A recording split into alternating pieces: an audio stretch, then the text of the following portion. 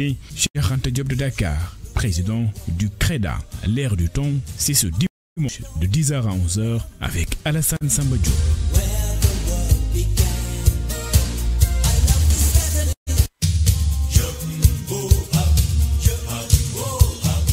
La refondation de l'école sénégalaise préconisée par le ministre de l'Éducation nationale, Moustapha Guirassy, la souveraineté nationale au révélateur de la réelle politique, contradiction ou malaise au PASTEF, quel impact sur la marche du pays pour aborder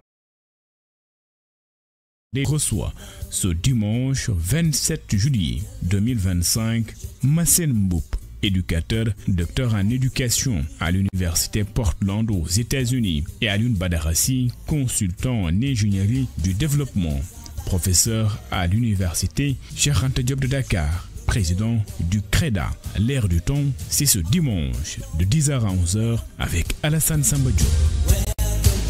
Bienvenue sur l'Air du temps, bienvenue à tous mes invités. Je Massène Mboup, éducateur, docteur en sciences d'éducation à l'université Portland aux États-Unis. Monsieur Alioune Badara Cissé, consultant en ingénierie du développement, professeur à l'UCAD, président du CREDA. Merci monsieur d'avoir accepté notre invitation. Hier, c'était 5 ans. 5 ans que Babacar Touré a disparu. L'un des monuments de la presse sénégalaise. Babacar Touré est une personnalité immense de par son talent, de par sa taille. C'est une grande personne qui a beaucoup fait œuvrer pour la presse sénégalaise.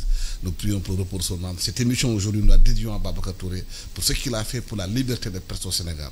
Merci Babacar, de là où tu es, l'héritage continue. Merci monsieur d'avoir accepté notre invitation. Vous le savez donc que cette semaine, il y a eu ce qu'on appelle la refonte de l'école nationale qui a été prônée par le ministre de l'Éducation nationale en parlant un peu plus que le Sénégal doit s'adapter davantage son éducation aux réalités du marché. Massène, vous êtes éducateur, vous travaillez sur ces projets bien précis. Quelle lecture en faites-vous? Merci de nous avoir invités. C'est un plaisir. Et puis, Babacar, c'était presque comme un oncle pour moi parce qu'on a vécu dans le même quartier. Que la terre lui soit légère. Amen. Et oui, bon, vous savez, j'étais quand même vraiment content d'entendre le ministre parler de réforme de l'éducation parce que bon, l'éducation telle qu'on la voit au Sénégal, il y a beaucoup de lacunes, il y a beaucoup de problèmes. Donc, en parler, j'espère, comme je dis tout le temps, j'espère que ce ne soit pas un coup d'épée dans l'eau parce que on a connu les états généraux de l'éducation. Chaque gouvernement vient avec ses projets, avec ses objectifs en termes de réforme. Et j'espère que ça se fasse parce que quand même, il y a un problème. Il y a un grand problème dans le domaine de l'éducation. Donc moi, j'accueille ça chaleureusement. J'espère que le suivi sera fait, j'espère. Et puis, c'est pas aussi une petite affaire, quoi. Donc, franchement, j'espère qu'on en discutera plus amplement parce qu'il y a un grand problème dans l'éducation au Sénégal, sur tous les plans de l'éducation de base à l'université. Mais il y a des signaux, recruter 500 chercheurs, professeurs, c'est une excellente chose, mais c'est pas suffisant. Et les objectifs qui se sont fixés sont nobles. Dans ce que j'ai lu, c'est important. Il parle d'inclusion, ce qui est très important. Bon, il parle d'équité, ce qui est très important. Donc, M. Abdrahmane Sy, cette réforme merci beaucoup déjà des pensées pieuses à Babacar Touré, qui est vraiment un géant de la communication au Sénégal, qui est un des initiateurs de Sud Communication. Saluer M. Mboup vraiment pour avoir accepté l'invitation et vous remercier aussi pour l'invitation. Moi, je crois qu'il y a un élément qui est fondamental à tenir en compte. Laquelle? Il n'a pas parlé de réforme, mais il a parlé de refonte. Parler de refonte, c'est changer fondamentalement du tout au tout, si vous voulez, le système éducatif qui est là. Cela veut dire quoi? Cela veut dire que le temps qui est imparti, si vous voulez, à cette refonte, pour moi, le temps qui est imparti est très court. Du 25 au 26. 2 jours pour refondre, si vous voulez, tout un système. Déjà, pour moi, la durée pose un problème. Maintenant, pour moi, le format aussi doit être revu. Qu'est-ce qui devait être fait? On parle de refonte. On devrait créer, si vous voulez, un comité ad hoc ou des hommes de la ressource, mais aussi des consommateurs, si vous voulez, de l'élément, si vous voulez, éducatif, qui soient, si vous voulez, soit en présentiel, soit sur le numérique, pour déjà dégager un seul élément, lequel, c'est pour gagner du temps. Parce qu'en 2 jours, on ne peut pas faire l'élément le plus fondamental.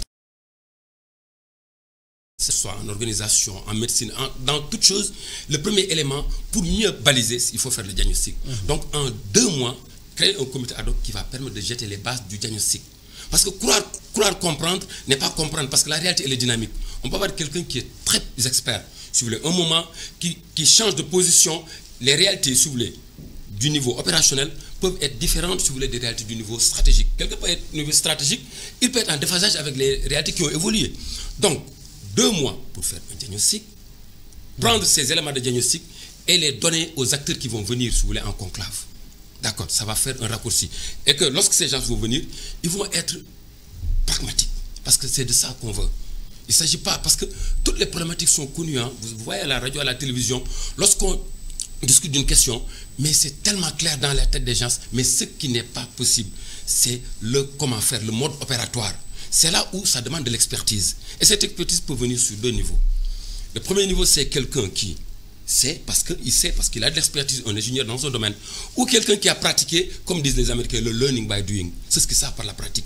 On les met en conclave et on prend aussi un acteur qui est déterminant, qu'on ne voit pas très souvent dans ces espaces. C'est ceux qui ont l'expertise du management des groupes, la dynamique des groupes, pour permettre à des gens qui ne se connaissent pas, en un temps record, comment faire la symbiose rapidement pour tirer le meilleur de chacun.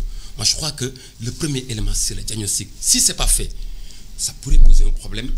Ça pourrait vraiment poser un problème. Parce qu'en 2 jours, il n'est pas possible de faire un bon diagnostic pour pouvoir jeter les bases de l'opérationnel dans cette refonte. Oui. Le temps? Oui, non, moi, je pense que le gouvernement peut s'appuyer. Il y a quand même beaucoup d'études qui ont été faites. Beaucoup de choses qui ont été faites depuis les États généraux. Jamais été appliquées après. Oui, c'est ça. Maintenant, et là, je vous rejoins, mais je pense que ce n'est pas 2 jours, le ministre le sait très bien. Je pense qu'il sait que les régimes successifs de Abdou Diouf à Macky Sall, les gens ont fait des diagnostics. Il y a des experts dans ce domaine au niveau du Sénégal qui ont posé des problèmes. L'éducation au Sénégal, d'abord, c'est un grand problème. C'est un problème de formation des formateurs. Il n'y a pas de... Je donne un exemple. Moi, je suis un entrepreneur d'éducation. J'ai eu une école française accréditée, homologuée par l'éducation nationale là-bas et de France. Nous n'avons un prof de la maternelle au CM2 ne peut pas être recruté s'il n'est pas titulaire d'une maîtrise en sciences de l'éducation, ce qu'ils appellent en France le MEF, le Master de l'enseignement et de la formation, quoi, et de l'éducation, de l'enseignement et de la formation. Ce master leur permet de comprendre le métier d'éducateur. Au Sénégal, c'est des bacheliers, c'est aussi des gens qui n'ont pas une certaine formation. Donc, le diagnostic est là, nous avons des problèmes. On a des problèmes d'infrastructure, on a les ratios dans les classes. Je donne un exemple. Chez nous, une classe de grande section, c'est 15 élèves pour un prof. On ne peut pas avoir plus que ça. Dans le privé, dans l'élémentaire, c'est 28. On a ici des classes de 40, 50 élèves, mais on ne peut pas réussir dans ce... On parle d'équité. Les riches, peut-être, ceux qui sont riches, qui peuvent se le permettre, peuvent aller dans des écoles où les ratios sont... Quand on parle du service public de l'éducation, c'est un problème. Je pense que, globalement, on doit tous accueillir l'idée qu'il faut une refondation, parce que l'école sénégalaise est une école néocoloniale, c'est la vérité. Les élites que nous avons, et c'est là que j'ai un problème. Et je vais citer Audrey Lorde qui disait que les outils du maître ne peuvent pas détruire la maison du maître.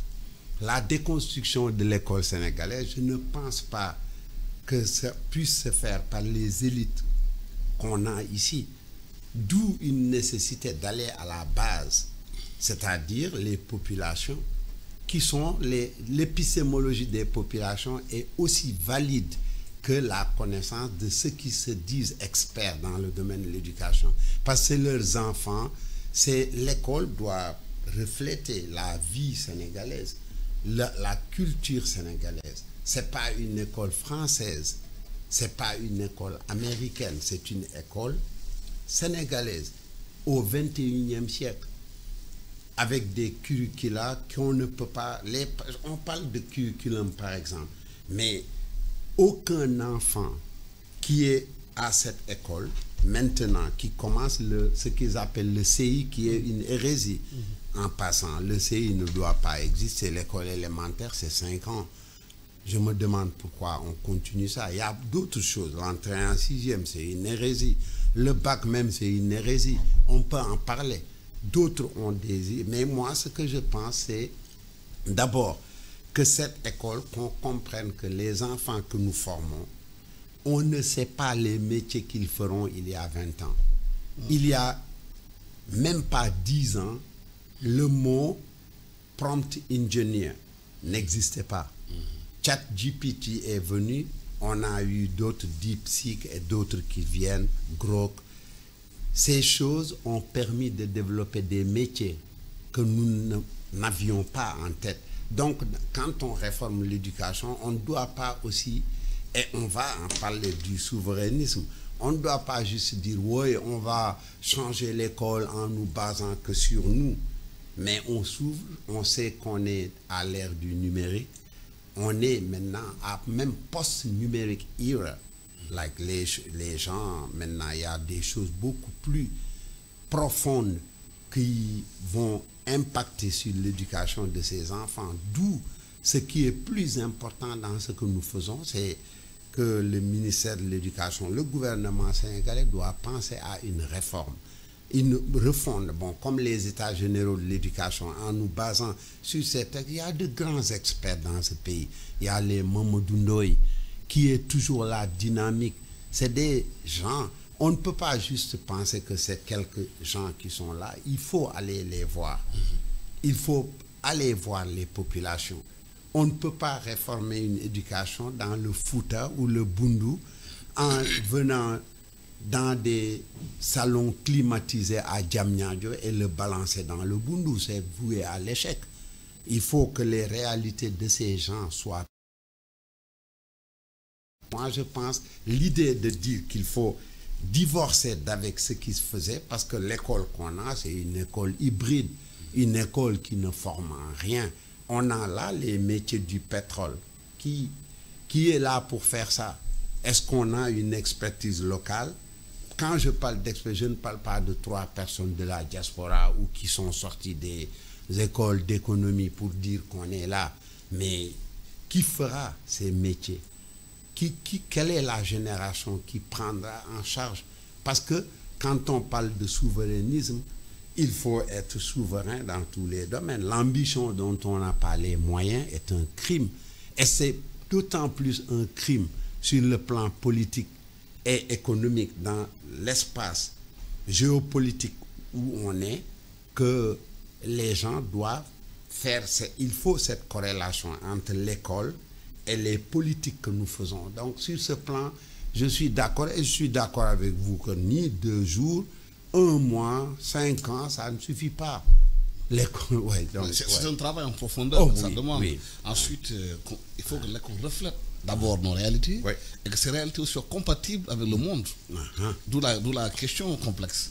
C'est-à-dire que je crois qu'il ne s'agit pas, si vous voulez, de donner une idée de ce que ça doit être. Il faut interroger les faits.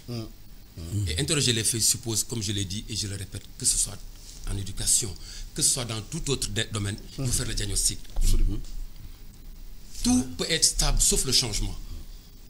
Et que les réalités sont dynamiques. N'est-ce pas? Donc ça, c'est d'une part. Si cet élément n'est pas réussi, ce serait un coup d'épée dans l'eau. C'est moi qui vous dis. Ce serait faire perdre du temps à des experts à qui on aurait pu tirer le meilleur et qu'on ne tirerait pas, si vous voulez, ce meilleur. Ça, c'est un élément. M. Mboup disait qu'il faut prendre en compte aussi la population à la base, leur idée, prendre en compte leur aspiration, tout ça, comment elle conçoit cette école. Mais tout ça découle, si vous voulez, de cette stratégie de diagnostic. Le diagnostic va interroger toutes les composantes, tous les acteurs, tous les faits, le passé, le présent, et éventuellement faire des éléments de projection, comme faire la prospective. Oui, la prospective, comme aiment faire les sociologues. Mais ce que je tiens à préciser, c'est que dans notre école, ce qu'il faut faire, c'est qu'au niveau de la base, il faut commencer à distiller cet amour du métier au niveau des enfants et retirer cet amour des jeux. Ce que nous constatons, ce que nous voyons dans l'espace, c'est qu'en réalité, c'est la conséquence de ce qui leur a été donné lorsqu'ils étaient enfants. On ne leur a jamais donné, si vous voulez, cet écosystème, si vous voulez, des métiers. Ça, c'est d'une part. Mais d'autre part aussi, il faudrait voir et constater que ça ne parle plus français, aussi bien chez les gosses que chez les enseignants. D'accord. Donc, il faudrait essayer de distiller nos langues. Cheikh Anta Diop l'avait bien dit. On ne peut pas se développer sur le registre culturel, si vous voulez, de notre peuple. D'accord. On pense en français, on traduit en wolof, et après vous voyez, c'est tout un parcours intellectuel qui pose un problème. L'autre niveau qui est essentiel, nous sommes à l'ère du numérique. Donc, un décloisonnement. Vous n'êtes pas seul à être devant l'enfant. Vous êtes devant l'enfant, mais l'enfant vous quitte, il choisit son autre professeur. D'accord. Mais il faudrait que, dans ce pays maintenant, qu'on fasse, si vous voulez, la dictature pour cloisonner le volume d'informations à aller vers l'enfant. Parce que l'enfant, c'est la perméabilité. Marshall McLuhan disait, message is message. Donc le message qui est donné vers le public contribue à configurer sa façon de penser. Donc sur ça, il faudrait qu'on les aide. Parce que l'adulte peut faire des choix, mais l'enfant est ouvert à toutes ces réalités. L'autre élément sur lequel, qui est important et fondamental, c'est le portage. On peut faire d'excellents programmes, d'excellents projets, mais si nous avons des gens qui n'ont pas de compétences de la matérialisation, mais c'est un problème. D'autant que dans nos espaces, ce sont les politiques qui prennent leurs amis politiques, pas des technocrates. Les technocrates sont relégués au second plan au profit de quelqu'un qui est de notre bord politique. Le choix des personnes qu'il faut à la place qu'il faut. Right man at the right place. Mais non, ça ne s'arrête pas seulement au portage. Maintenant, quelqu'un peut être dans un espace, être l'homme de la ressource, mais une réalité peut venir faire en sorte que cette personne n'est plus en phase avec la nouvelle réalité. Donc, une formation continue des acteurs. N'est-ce pas? Je finis par dire aussi qu'un élément qui est fondamental et qui est exclu du dispositif, c'est nos savoirs traditionnels, nos savoirs religieux à intégrer dans l'espace. Et ce sont des gens qui nous regardent, sachant exclus, qui nous disent que l'autre ne connaît absolument rien. Parce qu'ils ont un paquet à donner. On parle de la civilisation du donner et du recevoir. Mais en interne, il y a des gens qui sont exclus, si vous voulez, de cet échange. Donc je m'en arrête sur ça. Oui, non, moi, d'ailleurs, pour cela, je convoque Gramsci. Gramsci parle de l'hégémonie culturelle, quoi. Et comme je vous ai dit Antonio Gramsci. Oui, Antonio Gramsci, le philosophe italien, parle d'hégémonie. Et dans l'éducation, Althusser en a parlé. L'école est un appareil idéologique d'État. Or, l'État que nous avons jusqu'ici a été un État néocolonial. Or, certains le disaient qu'on ne réforme pas le néocolonialisme, on le détruit par la révolution. Le grand narratif sénégalais dans l'éducation, c'est un narratif qui n'est pas sénégalais. La preuve, on dit école toubabi. Les gens dont vous parlez, il y a les marabouts qui ont des connaissances. Et des marabouts aussi bien sur le plan religieux que des marabouts sur le plan traditionnel, ils sont exclus. Nos savoirs, nos épistémologies sont partis en l'air. Et c'est peut-être le mal africain, le mal sénégalais, où il n'y a même plus de noms sénégalais. C'est des noms arabes, des noms français, il n'y en a plus. Donc le problème, c'est aussi un courage. Il ne s'agit pas juste de venir parler, mais c'est une déconstruction. Tu sais, dans le domaine de l'éducation, il y a, même les éducateurs le savent, les évaluations, soit sommatives, soit formatives. Ça s'applique aussi quand on veut faire ces choses, quand on veut réformer l'éducation ou refonder. C'est des termes. De toute façon, c'est une école qui n'est pas une école sénégalaise. D'ailleurs, quand on était étudiant, on le chantait, cette école-ci est antinationale. Elle l'est, hein. Elle n'est pas démocratique, elle n'est pas populaire. C'est de petites élites. D'ailleurs, regarde ces élites, la plupart du temps, ce n'est pas ceux qui ont réussi. Ceux qui ont ce qu'on appelle réussite sur le plan économique. Les grands industriels et trucs sénégalais, la plupart, ce n'est pas des gens de cette école.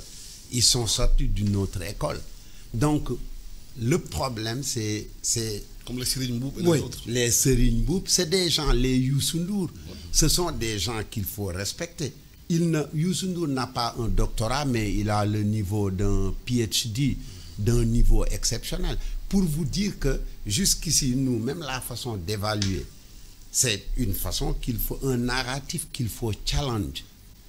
We have to challenge le grand narrative. Que le narratif qu'on a, il faut bien parler français pour être respecté ou parler arabe. Le gars qui est un bon musulman, il parle arabe, alors que beaucoup, c'est des imposteurs. Et je parle d'imposture intellectuelle qui se présente ici. Donc moi, je suis d'accord, mais est-ce que ce gouvernement est prêt à aller jusqu'au bout? Parce que comme vous dites, vous parlez de technocrates, c'est les premiers imposteurs. Ce sont ces technocrates. Ils disent qu'ils savent, qu'est-ce qu'ils savent? Ils savent parler français, mais ils sont là depuis combien de temps? Notre école échoue. Quand on donne les résultats du bac, c'est à vouloir se pendre. 60% de réussite, c'est une catastrophe. L'école américaine prend 98% d'une génération à l'université ou plus. Nous, on se contente de 40%. On parle des langues que vous en parlez. Même les autorités parlent mal français.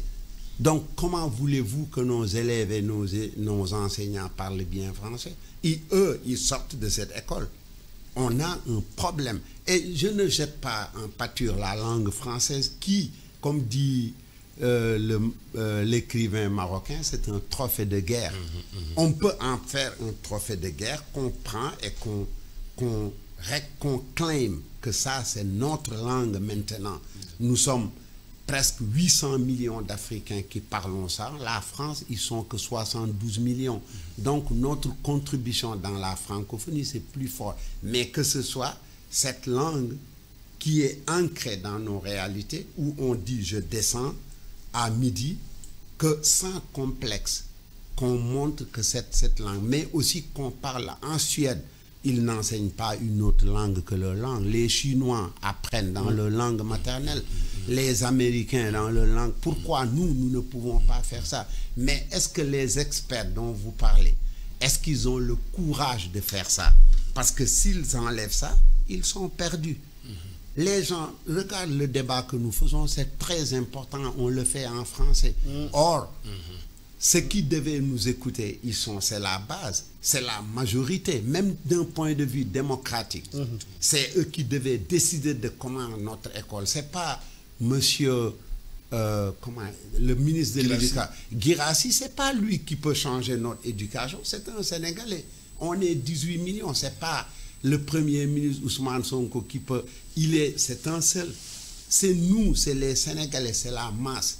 Les marxistes le disent, c'est les peuples qui font l'histoire. Ce n'est pas des individus, il n'y a pas de messie, il n'y a pas d'expert au Sénégal plus intelligent que le peuple lui-même. Parce que l'épistémologie, c'est là-bas qu'on trouve ça.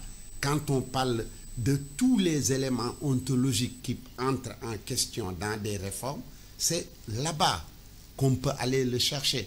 Mais il faut qu'on arrête l'idée d'aller de la base. Le Premier ministre vient, oh voilà mon programme. Et c'est pourquoi ça n'a jamais porté. Dans tous les gouvernements, ça échoue. Dès la naissance, parce qu'on ne fait pas ce qui doit être fait. Allons dans le Bundu, allons à Matam, leur dire de quelle école vous voulez. Ils vont vous parler d'une école qui fait de leurs enfants de bons maraîchers, de gens qui respectent leurs coutumes. Vous allez en Casamance, des fruits qui pourrissent dans la forêt. On ne fait rien. Qui sont les gens au Sénégal qui portent l'industrie? C'est des Turcs. C'est des gens qui ne sont pas... Et je n'ai rien contre eux. Je suis content. Moi-même, je suis un immigré. Mais c'est pour vous dire où sommes-nous. Mais toute cette masse critique Et le pouvoir doit le savoir, qui ont porté Ousmane Sonko et Diomaye. Mais c'est une masse critique de jeunes qui n'ont aucune formation. Je les reçois. Ceux qui sont passés par le Nicaragua, certains ne parlent même pas, ils ne parlent que le Wolof. Je cherche du boulot pour certains, on me dit, est-ce qu'ils parlent espagnol? Est-ce qu'ils parlent anglais? Il y en a qui sont englués là-bas parce que, par manque de formation. Si nos écoles prenaient en compte ça, une école, en Amérique, il y a ce qu'on appelle les CTE, Career and Technical Education. Mais on peut commencer ça en seconde, parce que là-bas, chez nous, l'école, le collège s'arrête en 4e. Le lycée, c'est 4 ans. En freshman, peut-être tu peux ne pas, mais en sophomore, ce qu'on peut appeler ici la seconde, en première, tu peux commencer Career and Technical Education. C'est une éducation axée vers, par exemple, des techniciens de santé, des chauffeurs de bus, de camions. Un chauffeur de bus là-bas fait presque mieux qu'un prof, ou la même chose, $60,000. C'est des métiers, mais non gamins. Les chauffeurs qu'on a là, à Dakar, qui font ce qu'ils veulent, qui n'ont aucun civisme, c'est pas leur faute. C'est la faute on pouvait à l'école amener les enfants à être des transporteurs, des drivers. On peut leur apprendre les métiers de l'enseignement très tôt. Tous les métiers peuvent commencer au lycée. Mais nous avons une masse critique d'ignorants et c'est grave. Et c'est pas leur faute, c'est la faute de ceux qui nous gouvernent, qui sont plus tournés vers l'Occident que vers ici. Et tant que c'est comme ça, moi Justement, ça nous permet d'entrer dans le deuxième sujet, la souveraineté nationale, au révélateur de la réelle politique. Aujourd'hui, nos gouvernements parlent de souveraineté de plus en plus, mais sur le plan politique, la façon de gérer les pays, est-ce que les choses ont changé? J'aurais voulu rebondir sur Mboup, ensuite d'aller sur la souveraineté. Parce que déjà, ce qu'il faut dire par rapport à la question, c'est que l'enfant, l'élève doit être la centralité. Où tous les acteurs, si vous voulez, de l'écosystème administratif, est-ce qu'on a pensé à cette assise qui est en train d'être faite par le ministère de l'Éducation à y intégrer le ministère de l'Environnement? Mais l'enfant est en rapport avec l'environnement. Est-ce qu'on y a pensé à y intégrer le ministère de la Santé? Ouais, pour dire que l'enfant doit être la centralité sur laquelle tout doit graviter. Ça, c'est un premier point pour créer l'école environnement. C'est un concept qui est galvaudé, mais qui n'est pas matérialisé dans les faits. Et en même temps aussi, essayer maintenant d'avoir une autre approche, qui n'est plus une approche de transmission de savoir, mais plutôt une approche apprentissage par compétence. Le savoir-faire. Le savoir-faire. Vous voyez, il va malaxer, il va voir, ah ok, c'est ça. Il va co-construire le savoir avec, si vous voulez, son enseignant, qui va être un coach, un catalyseur. Donc maintenant, par rapport, si vous voulez, à la souveraineté, je vois qu'actuellement, au niveau politique, il y a des avancées. Actuellement, le retrait, si vous voulez, des forces françaises, c'est vraiment capital. Lat Dior l'avait voulu, notre grand-père très valeureux, Diomaye l'a réussi. Ah, ça, c'est très fort. Maintenant, c'est au niveau économique que le bas blesse. Parce que la meilleure façon d'aider, c'est d'aider les gens à se passer de l'aide. Nous, on ne se passe pas de l'aide. Mais cette aide commence à être un problème. Ça, c'est Thomas Sankara qui le disait. Hein? Non. Ça, moi, dans mon domaine d'expertise, c'est ça. Il faut de l'aide pour se passer de l'aide. Oui. Ça dit que la Chine a réussi à fermer sa porte pendant presque 40 ans pour s'ouvrir, être la première puissance. Rien n'est sorti, rien n'est entré. Mais nos intellectuels nous disent qu'il faut qu'on s'ouvre. Non, il faut qu'on s'enracine d'abord, qu'on ait des bases. C'est en ce moment qu'on peut aller conquérir les autres. Si vous n'avez pas à donner, mais vous vous ouvrez aux autres. Nous sommes dans une société ouverte. Nos jeunes ne croient plus, si vous voulez, à nos cultures. Ils parlent beaucoup plus de mal de chez nous et valorisent quelque chose qu'ils ne connaissent pas. Les Américains sont cécisés, etc. Alors que nous avons tout qu'ils n'ont pas. Et je pourrais surprendre pour dire que les Français et les Occidentaux n'ont pas de culture. C'est une façon, ils prennent la culture africaine, qu'ils changent, qu'ils modernisent et qu'ils nous donnent. Voyez un peu, Cheikh en a vraiment assez débattu. Maintenant, par rapport à la souveraineté économique, le premier levier pour moi, pour régler le problème de la souveraineté, c'est de prendre le grand potentiel de jeunesse, qui est un atout, mais qui peut être, si vous voulez, un problème, c'est de faire en sorte que ces gens construisent l'économie, mais consolident et conservent. Mais dans nos gouvernants, nous avons un problème. Il n'y a pas d'expertise pour régler le problème de la jeunesse. Et d'un revers de main, ils se disent que c'est un problème mondial. C'est faux et c'est archi faux. Quelqu'un qui a mal à la tête, c'est pas sur les pieds, on ne va pas soigner ses pieds. On soigne sur sa tête. Nous avons un problème interne, endogène. Il y a des possibilités, et je l'ai dit une fois et je le répète ici. J'ai un plan national, je l'avais dit à une échelle, si vous voulez, projet, je l'avais dit à un maire, que je peux créer 0 jeune dans votre commune. Ben, il était étonné, même il m'a dit, c'est du faux. Et je le répète ici, s'il m'entend, au niveau national, j'ai la possibilité de mettre en branle un programme, un plan national pour faire tourner toute la machine en faisant sortir les jeunes de la rue. Et c'est très possible, c'est de l'ingénierie. Ça, c'est pas honnête. Et c'est possible. Ce sont d'excellents cadres, mais c'est des hommes de la ressource de leur domaine. Mais l'expertise, elle peut être lue ailleurs. Et nous avons cette expertise pour ça. L'autre élément sur lequel je veux m'arrêter, c'est la souveraineté numérique et informationnelle. Nos données sont entre les mains, si vous voulez, de structures qui sont hors de nous. Vous vous inscrivez sur une plateforme, 2 jours plus tard, vous donnez vos références, 2 jours plus tard, on vous appelle pour vendre un service qui colle à votre... Vous dites que où est-ce que vous avez connu, vous avez eu mon numéro, on ne vous répondra pas quelque chose d'autre. Parce que tout simplement, on prend vos données, on l'utilise. Qui détient l'information, détient le pouvoir. Ces données, c'est de l'information. Donc ces infrastructures critiques, il faut qu'on les crée au niveau local pour gérer nos informations, pour gérer nos données numériques. Mais de l'autre côté aussi, par rapport, si vous voulez, à la souveraineté informationnelle, nous nous référons beaucoup plus sur Reuters, sur les agences de presse internationales pour prendre de la bonne information, entre guillemets, alors que cette information pourrait être idéologiquement orientée. Bien sûr. Oui, par rapport à la question de la souveraineté. Pour moi, c'est très important, la souveraineté. Et c'est là que je tire le chapeau à ce régime qui pense depuis très longtemps, mais qui sont clairs, parce que bon, il faut reprendre. La France a une culture, il y a une culture française. J'ai pas un faible pour la France, mais j'ai de la famille française. Ils ont une culture. J'y vais tous les ans. Il y a eu les Lumières qui ont commencé aussi là-bas. Le problème, c'est pas les Français, hein, c'est nous. C'est-à-dire que une personne doit d'abord s'aimer. Personne ne peut t'aimer si tu ne t'aimes pas d'abord toi-même. Et le souverainisme commence par là-bas. Dire que nous avons connu des régimes qui ont eu le complexe. Dès que quelqu'un vient de l'étranger, ce qu'il dit, c'est béton. C'est le Coran, c'est la Bible. Les gens du FMI, certains, comme je le dis, certains, c'est nos étudiants, que des Sénégalais ont enseigné à ces jeunes qui aujourd'hui tiennent l'économie mondiale ou autres, qui sont, c'est pas nos ennemis, mais c'est la façon dont nous les accueillons. Le souverainisme, ça peut être un slogan qui ne mène à rien. Un pays de 18 millions de personnes, tu parles de souverainisme en te recroquevillant sur toi-même, tu ne vivras pas.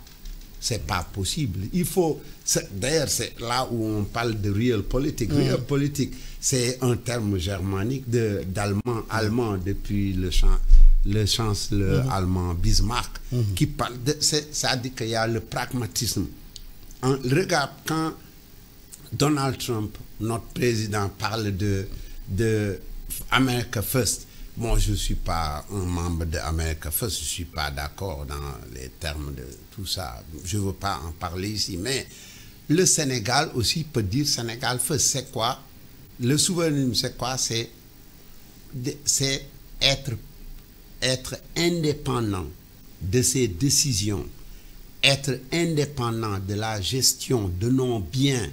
Nous avons des ressources que tout le monde veut. Ce qu'on appelle de rare earth minerals. C'est ces choses qui sont le zircon et d'autres, que d'autres, depuis des régimes qui sont devenus, franchement, qui se sont avachis, qui se sont agenouillés devant l'impérialisme, qui ont permis que des gens viennent exploiter les ressources du Sénégal sans que le Sénégalais n'y trouve un profit.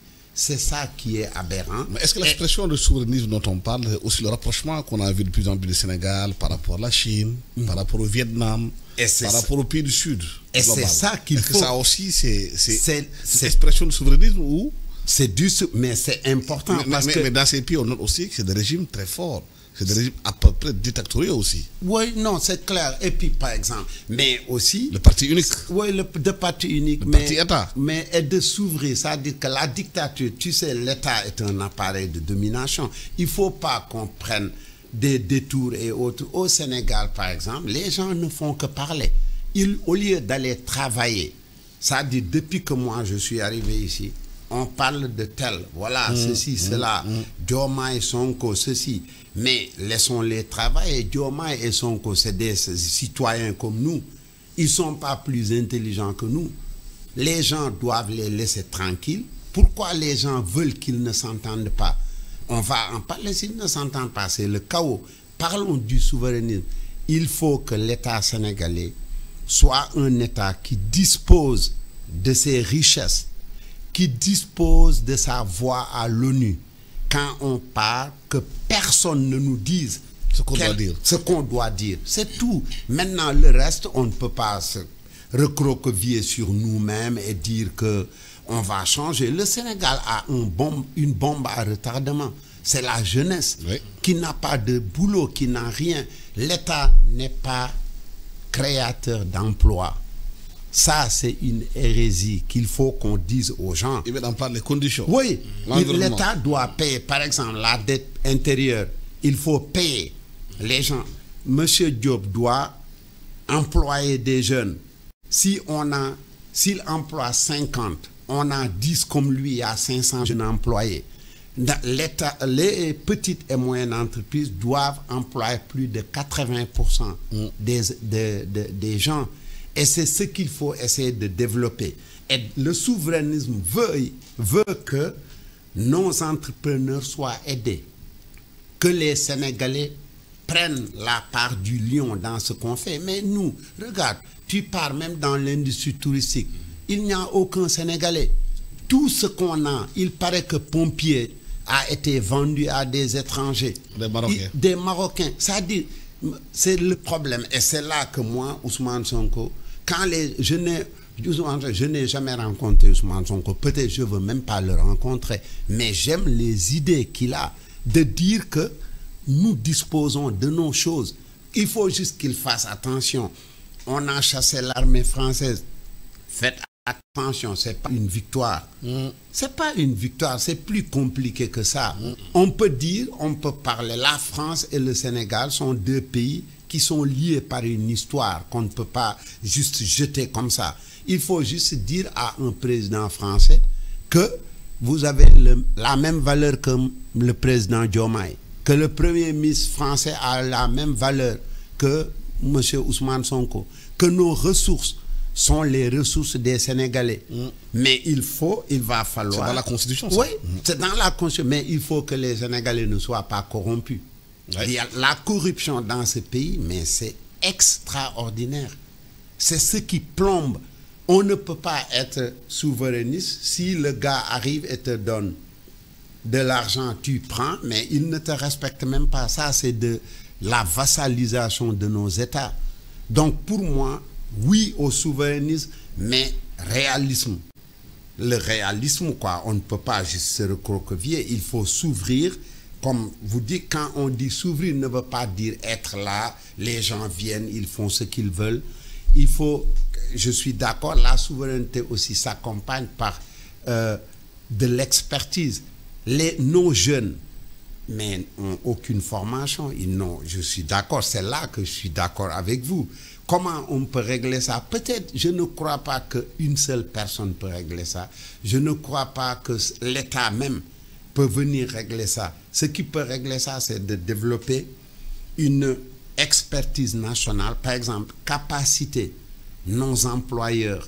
Ceux qui emploient, on les connaît, la brioche dorée emploie des jeunes. Il faut peut-être leur faire des tax abatement, ne pas taper fort sur certaines choses. Les maisons de presse, ils emploient. Il faut les aider à se redresser. J'ai entendu que Sud Quotidien a des problèmes. Il faut les aider à continuer d'employer des gens partout dans le pays. Il faut aider les gens. Il faut qu'on sorte de l'État néocolonial qui donne de l'argent aux étudiants de Cheikh Anta Diop et abandonne le paysan de Fongolimbi. Donc, parlons d'équité, c'est ça. Eux aussi, ils ont droit à cette richesse nationale qu'on donne à des étudiants, une élite qui, en général, ne sert même pas le pays. Ils sortent, ils deviennent de grands détourneurs, comme les régimes précédents. Et comme ce régime, il y en aura d'autres voleurs qui continuent. Donc, en parlant de souveraineté, c'est ça. C'est ce respect. Montrer que nous sommes souverains, nous sommes des Sénégalais, nous sommes fiers. Et c'est la souveraineté alimentaire. On ne se réveille plus, on mange du pain ou d'autres. On mange notre fondé ou nos beignets dougoup, dont le Premier ministre doit continuer de promouvoir ces céréales qui sont là. Oui, les céréales locales. Ce qu'on mange, qu'on arrête de dire Nyamou Toubab.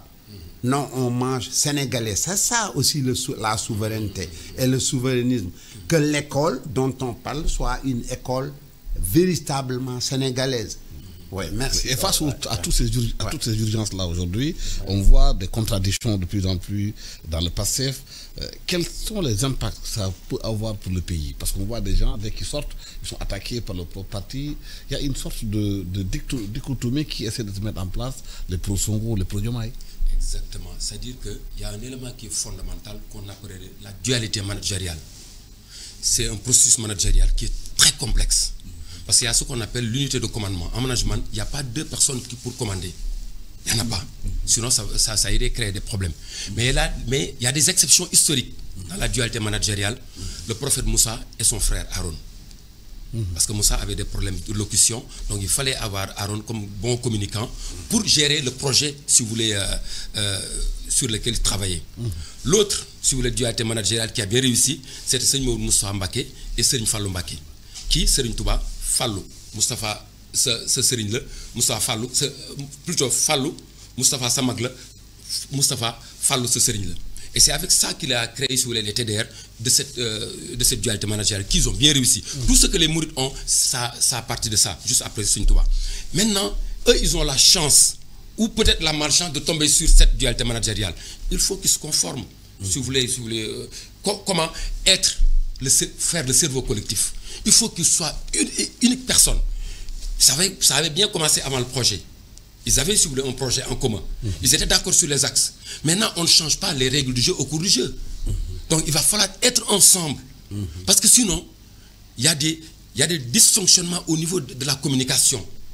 Il y a immensément de choses qui découlent, si vous voulez, de cette dichotomie dont vous parlez. Mais est-ce qu'il n'y a pas est-ce qu'il n'est pas très difficile d'être ensemble au Sénégal? Non. La façon de travailler ensemble, les gens qui sont derrière, qui torpillent tout, qui sont là que pour leurs propres intérêts, qui ne pensent pas au Sénégal. Ça aurait pu être difficile dans le cadre d'une coopération. On ne se connaissait pas, on cherche à être ensemble pour aller ensemble. Mais non, là, c'était la co-construction même avant qu'il n'accède au pouvoir. Donc ça s'entendait dire les mêmes choses. Comme je l'ai dit, on ne change pas les règles du jeu au cours du jeu. Il y a deux légitimités. Le premier, il est légitime, plutôt il est légal, parce que c'est le pouvoir des urnes. L'autre, c'est la légitimité populaire. Et si, par ailleurs, chacun irait sur de son côté, mais ça poserait beaucoup plus de problèmes dans le management du Sénégal, parce que tout le monde est derrière l'un des acteurs. Et cet acteur a, si vous voulez, la simplicité, la souplesse de se conformer, parce que il est un acteur, il est dynamique, il fait tout. Mais cependant, il y a un cependant, lorsque vous voulez bien faire, tout faire et tout de suite, ça peut créer un problème. Parce que, comme je l'ai dit tantôt, il y a un problème de portage dans l'appareil. Il y a des gens qui veulent faire, mais qui semblent être des experts, mais qui ne savent absolument rien. Parce qu'ils sont en déphasage, parce qu'il y a de nouvelles choses qui sont venues. C'est pourquoi la machine administrative qui doit accompagner, si vous voulez, ces changements, d'accord, pour des résultats, il faut que ces gens soient formés. Et pour ça, il faut qu'on ait une administration de résultats. D'accord. Et qu'en haut, il soit un, et en bas, qu'on ait des administrations de résultats. Pour chaque 6 mois, qu'on fasse des évaluations. Et pour les formations qui sont données aussi. Dans les administrations, vous donnez des formations, les gens se tournent les pouces. Parce que tout simplement, Il n'y a rien. Il n'y a pas de certification, il n'y a pas de sanction positive qui peut impacter sur leur avancement. Donc il faut donner une formation, mais attendre à avoir des points qui peuvent avoir des incidences administratives dans leur évolution. Donc moi je crois que actuellement, ce qu'il faut, ce régime doit faire, c'est être ensemble. Sinon, ils vont créer beaucoup plus de problèmes. Et l'opposition est en train de se réveiller. D'accord. Et le dernier élément sur lequel je vais m'arrêter, d'autant que ce régime actuel a beaucoup de volonté, mais pas d'expertise d'État, de management d'État. Parce que l'État, c'est l'éminemment complexe. D'accord. Ils sont venus, ils ont beaucoup de volonté, c'est le djubanti, ils sont en train de bien faire, mais l'expertise, ça ne s'invente pas, ce n'est pas une volonté, c'est une capacité. Et ils n'ont pas assez d'expérience. Il y a des erreurs de bonne foi qui sont en train de se faire, mais pour les amoindrir, il faut qu'ils soient un. Et ça, nous l'exigeons en tant que Sénégalais. Vraiment. Ils sont très bien, nous sommes derrière eux, en tant qu'intellectuels, pas en tant que politique. Moi, je ne fais pas de politique. Mais ce que je tiens à préciser, s'ils ne sont pas un, il y aurait des problèmes au niveau du Sénégal. Non, moi, comme je l'ai toujours pensé, je pense que le duo Sonko-Diomaye, c'est un duo, ils vont mourir ensemble ou vivre ensemble. C'est très simple. Il n'y a pas... Le problème maintenant, c'est là qu'Alassane, je suis d'accord, les Sénégalais, quand ils voient une paire, ils vont tout faire, même dans les ménages. Ce n'est pas les couples qui créent les problèmes, c'est les gens qui viennent. Mais les couples doivent comprendre que, je me souviens, un de nos amis s'était marié et l'ancien recteur Tchoub lui a dit, tu t'es marié contre qui? Parce que c'est ça. Et Sonko et Diomaye, ils sont au pouvoir contre qui? C'est ça qu'ils doivent savoir. Moi, je ne sais pas s'il y a des contradictions. J'ai juste la bonne foi que le président a dit Sonko c'est mon ami. Sonko l'a dit, il y a des problèmes. Le système n'est pas mort. C'est une bête blessée. Ils feront tout pour les séparer parce qu'ils savent. On prend l'exemple. Sonko, c'est l'homme qui a la légitimité. C'est la vérité, quoi. Il ne faut pas qu'on se cache les choses, quoi. Les gens, c'est Ousmane Sonko. C'est le politicien le plus populaire du Sénégal, avec ses défauts. Hein. Ce n'est pas un homme parfait, il n'y en a pas. Même si les gosses l'appellent comme Seydina Ousmane, il a ses difficultés. Mais c'est un homme honnête qui veut quelque chose. Le président, c'est un homme sérieux que l'on connaît. Ce sont des jeunes qui ont beaucoup à apprendre. Le problème de l'expertise, ça ne pose pas de problème parce que l'État continue. Il y a un État qui était là avant eux, ils ne peuvent pas recréer l'État. Ce qu'ils doivent faire, c'est qu'ils ont un projet, il faut tout faire pour que ce projet soit mis en branle et soit exécuté. Mais est-ce qu'il y a une ouverture vers les compétences? Non, c'est ça. On ne sent pas qu'il y a une ouverture vers les compétences. Non, ils doivent. Ça veut dire que ce que Ousmane Sonko disait, c'est que là où je suis d'accord, Donald Trump, il est arrivé, même si je suis pas, je suis contre, moi je suis un membre du Parti démocratique, venu, il a fait son administration, il a viré tout le monde, il a amené ses hommes. Mais que pourvu que ces hommes soient compétents, mais c'est différent. Lui, Trump aux États-Unis, ils ont réglé les détails, ils ont réglé l'essentiel. L'échelle de Maslow est réglée aux États-Unis. Ce que je veux dire, Sénégal, il y a beaucoup de priorités au Sénégal. Non, le Sénégal, tu ne peux pas virer l'administration, ils sont là. Ça, c'est des gens qui n'ont pas de parti, qui sont des experts, que personne ne peut changer. Mais comme je dis, il y a d'autres gens qui ne sont pas du passé, qui ont de l'expertise. Je donne l'exemple des gens comme Mamadou Ndoye. On ne peut pas parler d'éducation sans l'appeler. Même s'il était membre de l'APR, le problème, à un moment, il y a le Sénégal.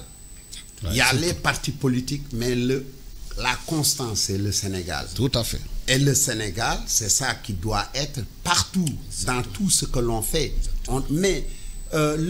Les problèmes dont les gens parlent, moi je m'en tiens au texte que j'ai lu d'un ami, d'un camarade, Madjé Mbodj, qui parle de Sonko Moy Diomaye, Diomaye Moy Sonko. Ils peuvent avoir des contradictions, mais cela ne veut pas dire que c'est la fin.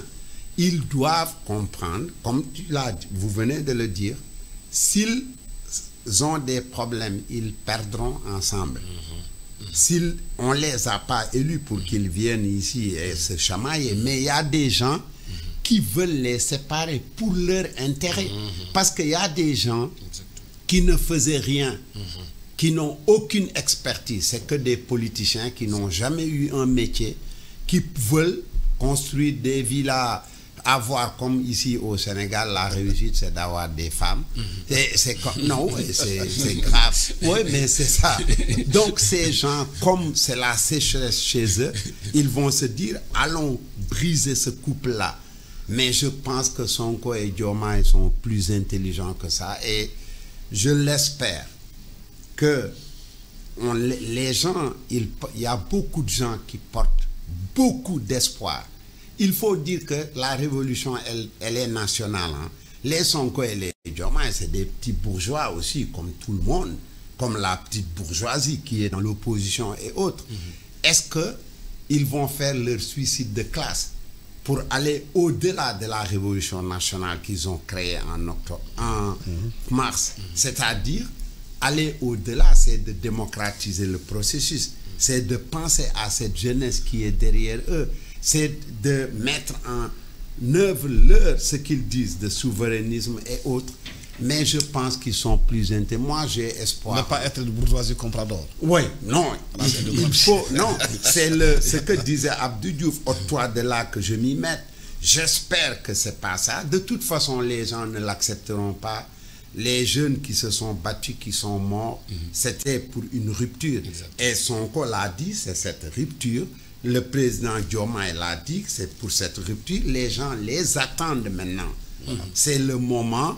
Au lieu qu'on s'attarde sur de la logomachie, de la rhétorique ou autre, mais que les gens travaillent. Oui. L'opposition fait son job, il s'oppose, c'est normal. Voilà. Mais qu'il travaille et qu'il... Le temps que nous avons parti est terminé. Voilà. Merci infiniment à mes invités. Merci à Massène Mboup, éducateur qui enseigne aux États-Unis, éducateur docteur en éducation à l'université Portland, USA. Merci à M. Alioune Badarassi, consultant en ingénierie du développement, professeur à l'UCAD et président du CREDA. À la technique, Biran Sissé, micro Alassane Diop. Excellente journée à tous.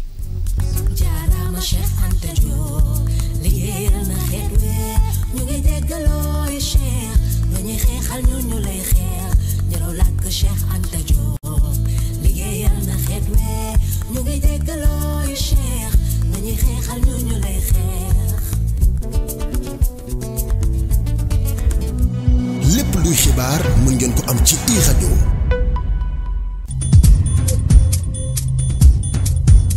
ndaxam benn sibili sax jot naa dal di toftalu ci fukki waxtu ak benn di 11h ñu dikk ak yéen ci ab jukkib xibaar loolu nag kon dana ci dal di bokk waa association ànd defar ca Kër Moussa seen wàllu ko suuf sa foofee daal rigalagul ak li nga xamante ni kon yëkkat na ko fo ci wàllu ko coowaloo sung tamit nekk fi nga xamante moo di ca Njaga Ñaaw foofee tamit askan wa ñi nga am ak joti ci wàllu ko suuf ak kër gu ñu ne dafa daal di fekk seeni tool di fa gas li nga xam ne moo di wàllu basalte doon xeetu ko meññeef guy